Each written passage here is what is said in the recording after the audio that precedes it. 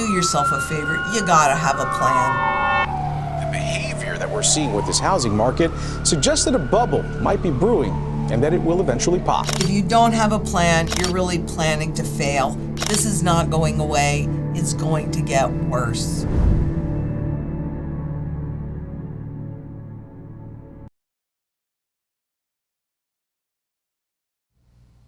The Fed just published a very dire warning for the public, and that's what we're going to talk about today. Coming up.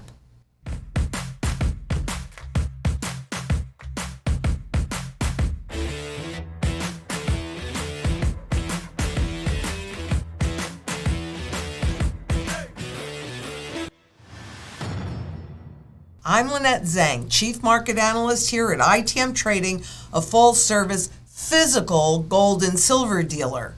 And the Fed just issued a warning about real estate. Now, considering that real estate is roughly 30% of the global economy, and they've worked real hard, those global central bankers, to reflate that bubble after it popped in 2008, interesting that they would talk now about a housing bubble, but let's take a look and see what they're saying. Because really, the question is, they're raising rates to combat the inflation that they created to destroy demand. I mean, inflation is a lot of money chasing too few goods. And with the central banks, it's pretty bad. We know how much money they've just been creating and creating and creating. Poor Edgar. He's always got to deal with this gun now. But it's true, and it just makes the point. So here is that report from the Federal Reserve Bank of Dallas. Real-time market monitoring finds signs of brewing U.S. housing bubble. One of the things that I always love is how they never, ever, ever accept responsibility for the manipulations and then the subsequent unintended consequences that come from that. But they say our evidence points to abnormal U.S. housing market behavior for the first time, oh my God, since the boom of the early 2000s, which they created as well. They also say, they do in this article admit that easy money policies have led to higher house prices, may have fueled a fear of missing out wave of exuberance involving new investors, who's going to be most hurt, and more aggressive speculation among existing investors. Shocker. You've had interest rates anchored at zero while you've been pumping as much money as you possibly could into the system. Why in the world would any of the real estate behavior and the prices that are so unaffordable for most people anyway, locking in those overvaluations? And now they're popping the bubble. And they don't really have, at least initially, they don't really have any choice. So it's going to be very interesting to see when all of this turns around. But let's just stay on housing for now. Reasons for concern are clear in certain economic indicators.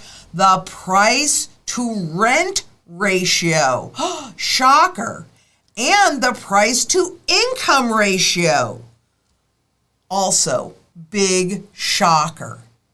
And this is happening on a global basis. It's quite simple. People cannot afford the rent. And World Economic Forum, you will own nothing and be happy and have the experience.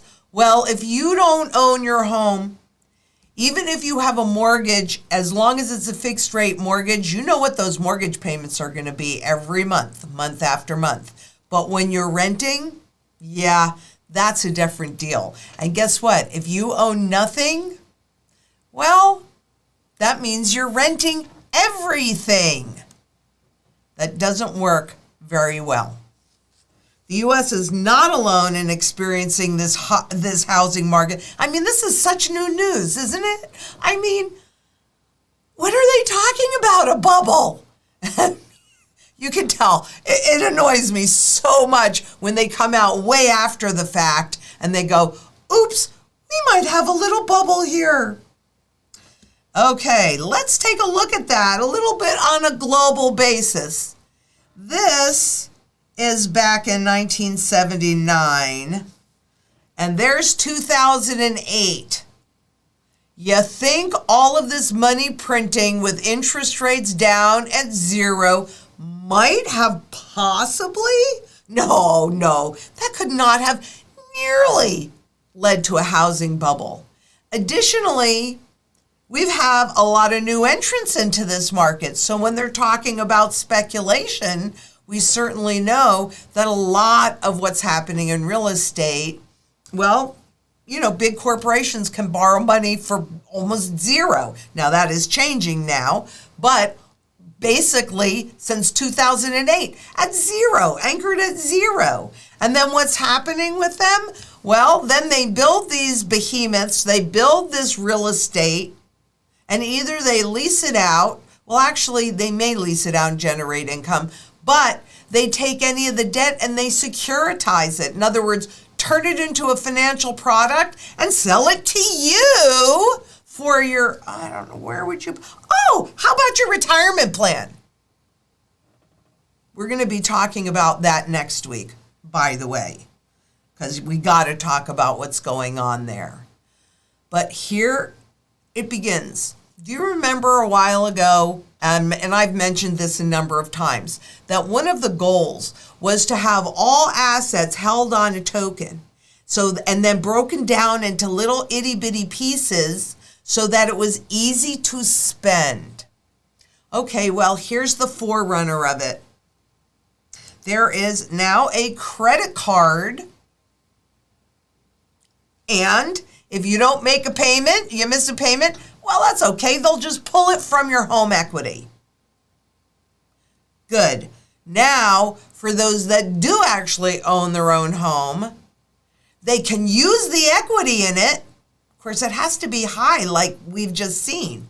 What happens if this bubble bursts and the equity evaporates? Oh, that couldn't. Could it? Could that happen? But remember, we're told you will own nothing and be happy, but you will be ruled by those that own everything, because wealth never disappears. It merely shifts location. That, my friends, is the importance of gold, of having sound money that holds its purchasing power value. Because this, most likely, I mean, obviously, I do have some crystal balls, but they don't really tell me very much. However, as this housing market bursts, this bubble bursts, or real estate, not just housing, real estate, you want to be in a position to take advantage of it like the wealthy have. 2008, there was a massive transfer of wealth in real estate from the individuals to the corporations. Well, corporations are doing all of this on debt, and the debt bubble has already popped. Now, they're trying to moderate how that whole thing is imploding, but the big, long debt boom is over. Because, we've been anchored at zero since 2008. And here is that surge. And because of that surge in mortgage interest rates, total mortgage demand, which would include refinancings, which have virtually dried up, but total mortgage demand plummets 41% year over year based on these rising rates, or because of these rising rates is a better way to put it. Now, do you think that might have an impact on prices, because people want to think that this can go on forever, but it can't. A tree does not grow through the sky. Everything that goes up must come down. And now even some sellers are lowering their asking prices. Not a lot yet, because people don't want to believe that this game is over. But they're going to know it pretty quick. About 12% of homes for sale had a price drop during the 4 weeks ending April 3rd. That's up from 9% a year ago. So more price drops. The number of new listings last week jumped 8% from a year ago. This follows 4 straight weeks of annual declines in new listings. So as the housing prices were going up, fewer people were wanting to sell because they want to get the most out of the real estate that they can. And plus the fact that if they sell it, they've got to replace it at that really high rate as well. So new listings had been declining. Now that the interest rates are rising, well, the number of new listings last week jumped, just like we've seen in IPOs on the stock market when there was a threat of the markets falling apart. Before that happened, they want to get that out there so that they can capture the most money possible for those suckers that don't realize what's happening. But you're watching. You realize what's happening.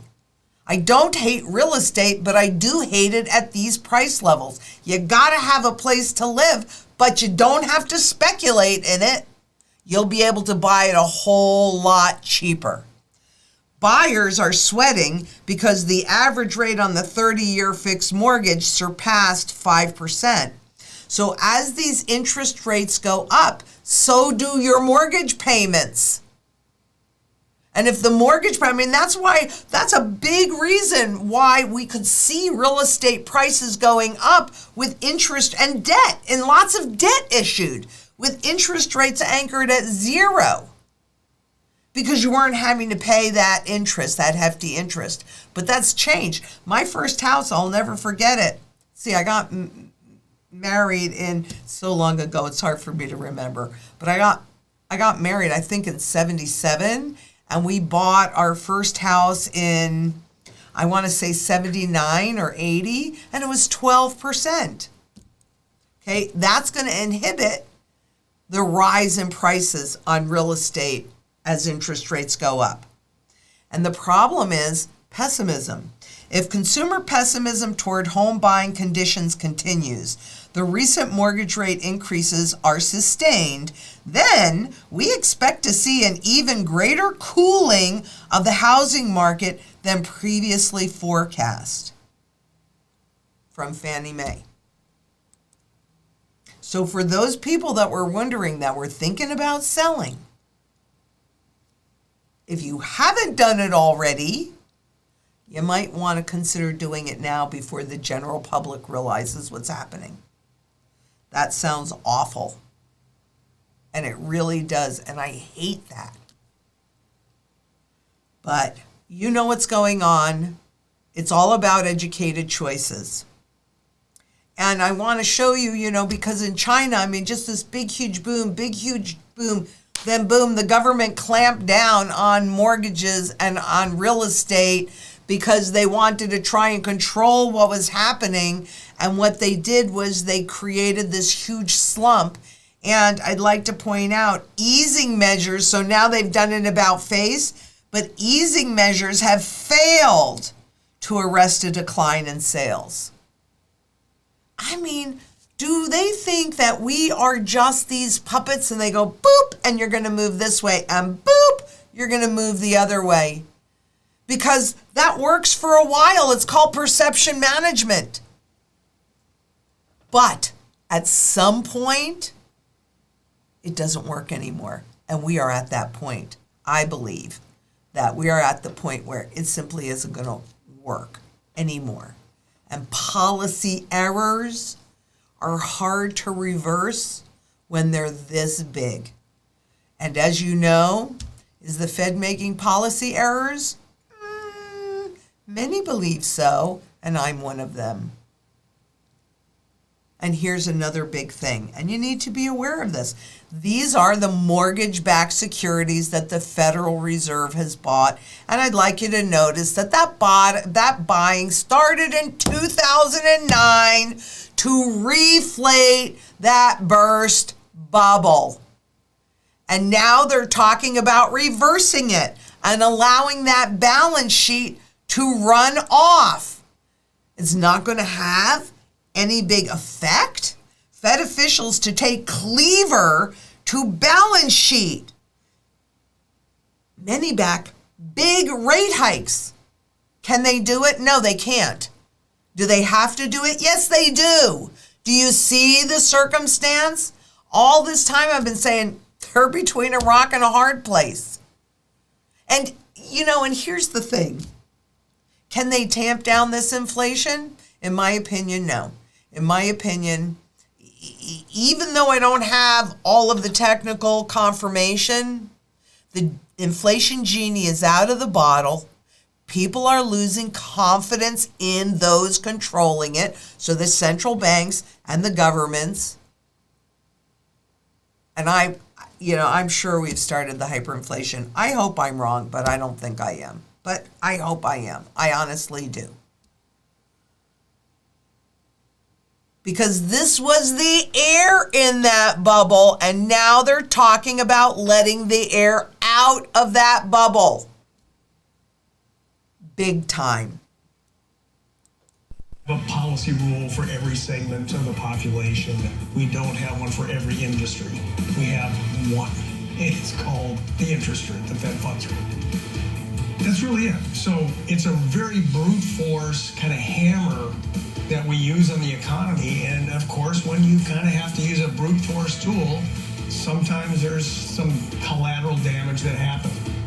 An important voice at the Federal Reserve, Christopher Waller. He's a research ex out of St. Louis with some real abilities. I will be clear when he speaks. Experts lean forward and listen carefully. They're on the hammer of the moment. So, as much talk as there is about all of these tools that they have that they never really explain because they're creating all these new things on the fly, just to it's like the Dutch boy with poking his fingers in the hole as the dam is bursting. Well, you got 10 fingers. So once you have all of those, okay, maybe you can even somehow use your toes. But this dam is bursting, make no mistake of it. And we're going to talk more about that as we move through this whole cycle. But make no mistake, they have one tool, that's interest rates. Their balance sheet is at nosebleed levels. The interest rates, they need to ratchet it up so that they can lower them down. Are we headed for a recession? Well, worse. Look, this next piece has got to be a hyperinflationary depression. Because they have no more tools, and the new currency that they want to take us into is still going to be based upon debt. So they have to burn all of this debt off. They have to. There's really no choice about it. And when we go into that phase, like we saw in 2020, rent moratoriums, mortgage moratoriums. So here, this is a measure that is going through. Lawmakers across the U.S. are looking to enact rent control, reviving measures largely shunned in recent years in an effort to curb the surge in home rental prices. I mean, who is going to get hurt by that? We'll talk about that. Large cities like Boston, affluent suburbs like Montclair, New Jersey, lower-income mobile home communities in Colorado, and fast-growing metros in Florida are among the places now considering rent control. Rents are exploding at a pace faster than income. Shocker! The problem is now as bad as it has ever been, and probably much worse. Yeah, you think? So if you're one of those people that have been buying real estate for income, it kind of depends on what you paid for it and when you bought it. The fear of missing out. How far can the real estate market drop? I don't know. I can tell you in Japan that it dropped, residential dropped 85% and commercial dropped 95%, and it still hasn't recovered from it, and that was back in the 90s. How low can it go? I don't know. But you better, if you're holding it, you better make sure that you have the ability to, boom, pay off that mortgage, because it does make it a lot easier to service and maintain your real estate. So you got to have gold in order to do that, because that's the only undervalued asset. The only one, gold and silver, physical. And you need to make sure that you can always pay those property taxes, the insurance, all of that. And that's also where gold comes in. These are the things, these are the dangers of owning real estate. And where did you buy it? Did you buy it somewhere near a high? You better just make sure that your butt is covered. Oh, I don't know if I'm supposed to say that, but anyway. Because it won't be the owners, the real estate owners, that are going to benefit from this. So gold holds steady as investors weigh Fed comments, inflation risk. But what does the biz say? Gold bullion is the only case of a financial asset with no counterparty liability. Everything else we're talking about today, that's all debt. That's all counterparty liability. That means that if your counterparty fails, it's a contract, right? If your counterparty fails, what happens to you? So that's where gold really comes in. And a big part of it is that's why gold is a safe haven asset. But what I love here is the prospects of higher interest rates are capping gains on the non-interest bearing metal. Ew! Why in the world would you want to hold this? It doesn't pay you any interest. It maintains my purchasing power. It's the safest thing that you can possibly do according to everybody that's in power. It doesn't have to pay interest. It doesn't run any risk. That's why gold doesn't pay interest and has the broadest base of buyer. So you've got your demand covered. It's always so annoying because what do you think can happen to government bonds? Oh, look at this. In Sri Lanka, default looms as debt payments halted to save dollars. Really, for food, for energy, for the public. So if you were holding a Sri Lankan bond, which if you've got some of those ETFs or MSCI on emerging markets, etc., you probably do. Let's see, it's down to 46 cents on the dollar. It's lost more than 50% of its current market value, at least at the moment that this snapshot was taken. What do you want to hold? You want to hold government debt that they are destroying through inflation, even if it doesn't do what you're looking at on the screen? Even if you hold it to maturity and they pay you back in funny money that has no value? Or do you want to hold something that's all value? That has the broadest base of buyers on a global basis. Doesn't need a government to say this is money. And it's why central banks have been accumulating it.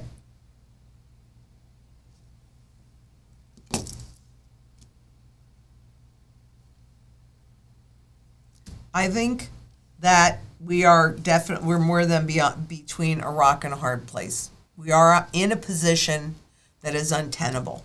They have to raise rates in order to be able to lower them again. That's why they have to raise rates and to maintain their credibility. Oh, the Fed's going to fight this inflation. Oh, this nasty thing that they created. Give me a break, would you please? Love to sit down and have a conversation with Jay Powell, with Janet Yellen, with Ben Bernanke, with Alan Greenspan. My mother used to say, don't you think he's smarter than you, Lynn? Don't you think he's smarter? And I used to say, I really hope he is, because he has a whole lot more influence than I do. But if he actually believes the garbage coming out of his mouth, then no, he is not smarter than me. But he is a whole lot more dangerous. And these central bankers, they're dangerous. You have to protect yourself. It's the only way. Food, water, energy, security, barterability, wealth preservation, community, and shelter. You have to be as independent and self-sufficient as you can possibly be to survive this mess. And community is key, because we all bring different skill sets and different things to the table. So maybe you have what I lack and I have what you lack, and look at this, together we're a whole. It's going to take a community to get through this. If you have any variable rate debt, get it paid off ASAP. Because if you think these spiking rates have been bad so far, you ain't seen nothing yet. And I want you to be safe. And because of that, I actually have, oops, I can't see it because I've got all the bills in front of it. Here we go. I need a vacation. I'm going to be honest with you. So I'm going to Hawaii with my family in June. And I'm going to take the first day of my vacation for a very small group of people. And you're invited to join us. And where are we going? Oh, the Grand Wailea. The Grand Wailea, the link is below. And I'm going to be talking about things that I don't talk about or can't talk about on air. So it's a small, intimate gathering. We'll go over what's going on at that moment, but really we're going to have some deep conversations. So I hope you can join us, because again, it's really super limited seating so that you have a lot of one-on-one time, and it's just a small group of people. Now make sure that you watch my backyard pond tour on the Beyond Gold and Silver channel, and the video is out now. And it features my very dear friend who just recently passed. I'm so sad about this because I really loved him. I mean, he hand-built my backyard pond one stone at a time that he picked out. And he also refurbished all of my other ponds on the property. So that's my water element, and I'm so glad that we captured this when we did. So this is my tribute to Ernie, and he is really missed. He is really missed. Excuse me. Don't forget that we have podcasts on all major podcast platforms. So listen to it while you're walking and you're doing whatever else you want to do and you can't watch. But if you have not already started your gold and silver strategy, just click that Calendly link below and have a conversation with one of our consultants. Because honestly, do yourself a favor. You got to have a plan. If you don't have a plan, you're really planning to fail. This is not going away. It's going to get worse. So if you like this, please give us a thumbs up. Make sure you leave a comment and make sure that you share. This is a really important video for most people who think, oh, okay, well, I'll do real estate because after all, what do they tell you? Real estate always outpaces inflation until you go into hyperinflation and a currency reset. And you know, it's really interesting because I may not know everything about a lot of things, right? I mean, I don't. But what I do know are currency life cycle shifts. I've been studying them since 1987, and I don't know anybody else that has. And if you listen to Ben Bernanke or any of the other central bankers, boy, do I disagree with their analysis like so much. And I'd love to sit down and have a conversation, but that's not likely to happen either, unless maybe it's in an interrogation room, God forbid. Boy, boy, boy. At any rate, as always, I really, it's time to cover your assets, all of your assets. And here we use the Wealth Shield. And it's a strategy that will serve you well during this transition. So until next we meet, please be safe out there. Bye-bye.